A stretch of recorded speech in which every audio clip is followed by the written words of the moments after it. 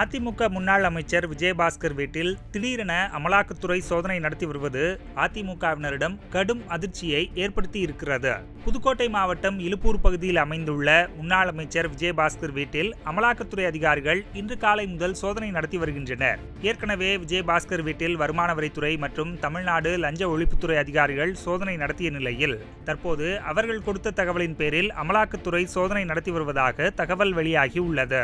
கடந்த 2021ஆம் ஆண்டு சட்டவிரோத பண பரிவர்த்தனையில் ஈடுபட்டதாக ஏற்கனவே வருமான வரித்துறை அதிகாரிகள் தெரிவித்திருந்த நிலையில் விஜயபாஸ்கர் வீட்டில் அமலாக்கத்துறை புதுக்கோட்டையில் உள்ள விஜயபாஸ்கர் வீடு மற்றும் சென்னை தரமணியில் உள்ள ஐடி நிறுவனத்திலும் அமலாக்கத்துறையினர் தீவிர சோதனை மேற்கொண்டு வருகின்றனர்.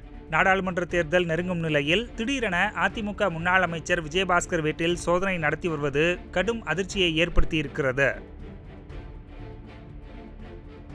செய்திகளை உள்ளது உள்ளபடி தெரிந்து கொள்ள ரெஃப்ளெக்ட் நியூஸை சப்ஸ்கிரைப் பண்ணுங்க.